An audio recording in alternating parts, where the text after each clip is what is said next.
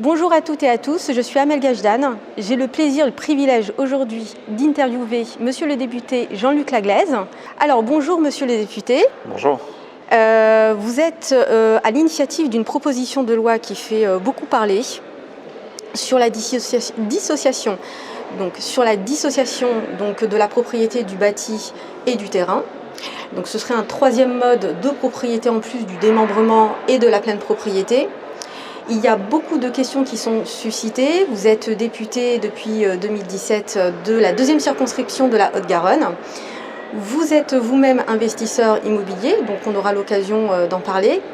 Et pour le coup, on s'interroge beaucoup sur cette nouvelle possibilité qui existe en fait depuis 2014.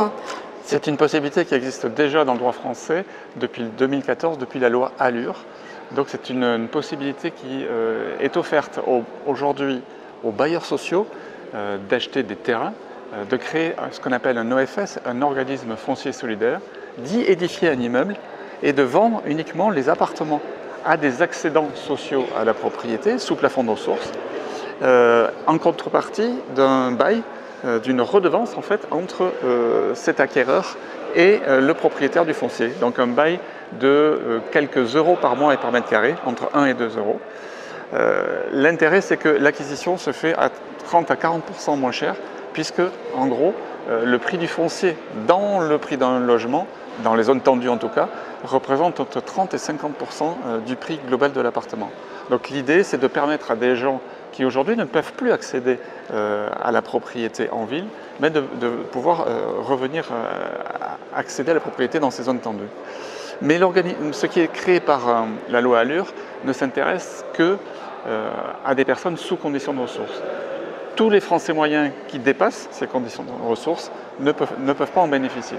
Donc le seul mérite en fait de ma proposition de loi, de cet article 2 de la proposition de loi, c'est de permettre à tous les Français qui souhaitent revenir habiter en ville de pouvoir accéder à des organismes fonciers libres et donc de pouvoir accéder à ce type d'appartement. Mais à ce type d'appartement-là. D'accord, donc ça veut dire que depuis la différence par rapport à ce qui se passe depuis 2014, c'est qu'on n'a plus de conditions de ressources. Voilà. Et pour le coup, on serait sur une application en zone tendue.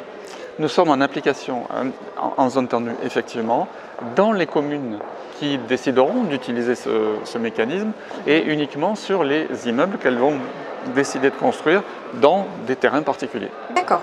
Alors votre proposition de loi a été votée à l'unanimité en novembre dernier par l'Assemblée nationale.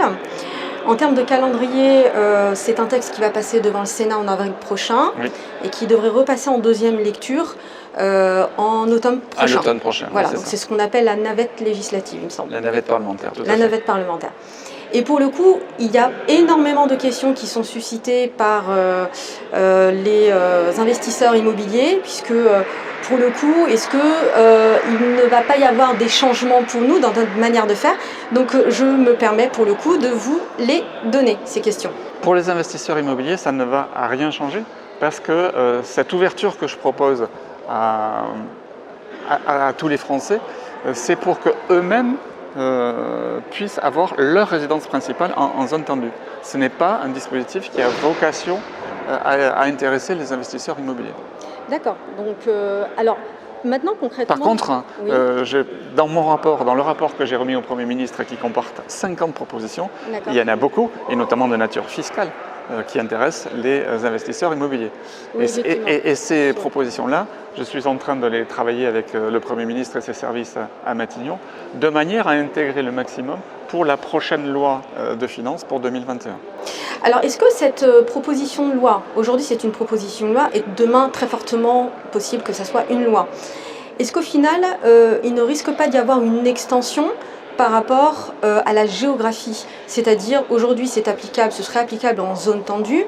Est-ce qu'il n'y a pas un risque? Puisque en fait l'idée c'est de permettre l'accession à un maximum de personnes pour la propriété, notamment celles aujourd'hui qui n'ont pas les moyens, par exemple, d'acheter leur résidence principale sur des zones chères. Si on se rend compte que ça fonctionne, et tant mieux puisque c'est une volonté de donner accès à la propriété à un maximum de personnes, n'y a-t-il pas un risque n'y a-t-il pas en tout cas une volonté d'étendre au-delà des zones tendues? Ça en aura beaucoup moins d'intérêt. C'est un système qui n'a de l'intérêt que quand le poids du foncier dans le prix d'un appartement est extrêmement important.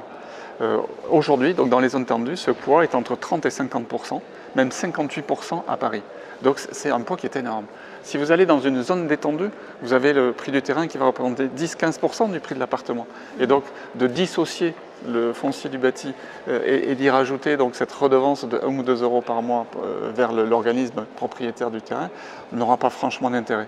Donc le risque dont vous me parlez peut éventuellement exister sur le papier, mais n'aura aucun intérêt financier de la part des acquéreurs qui préféreront acheter en pleine propriété dans la mesure où il y aura très peu de différence. D'accord. Comment va fonctionner techniquement ce bail? Parce qu'on devient propriétaire des murs, pas du terrain, donc il y a une redevance à payer. À combien s'élèverait cette redevance? Est-ce qu'il y a déjà un pourcentage par rapport au prix d'acquisition? Quel serait juridiquement ce bail? Quelle serait sa durée? Alors, comment ça va se passer ce bail? C'est un bail qui va être effectivement entre le propriétaire du terrain, l'OFS ou l'OFL, et le propriétaire de l'appartement. Et on a mesuré qu'il va s'élever entre 1 et 2 euros par mètre carré et par mois. D'accord.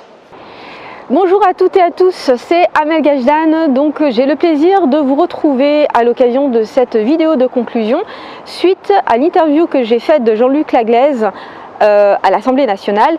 Donc monsieur le député a pu me recevoir pour répondre à quelques questions au sujet de sa proposition de loi qui a été définitivement adoptée en Assemblée nationale et qui va quand même passer au Sénat en avril prochain et qui fera l'objet très probablement d'une adoption définitive cette fois-ci en automne prochain. Alors pour le coup, cette interview filmée a été interrompue pour des raisons d'organisation. Malgré tout, j'ai eu l'opportunité de lui poser l'ensemble des questions que vous posiez justement sur les réseaux sociaux. Ces réponses-là, vous allez les retrouver à l'occasion d'un article qui va être diffusé très prochainement dans le magazine Oui Immobilier Magazine qui sortira le 7 mars prochain. Et donc on aura l'occasion lors du vote du texte au Sénat en avril prochain ou à l'occasion de l'adoption définitive en automne prochain de pouvoir échanger à nouveau à l'occasion d'une interview par vidéo avec monsieur le député. Voilà pour cette petite vidéo de conclusion. Rendez-vous le 7 mars prochain donc pour la sortie de cette interview exclusive. À très vite et à bientôt.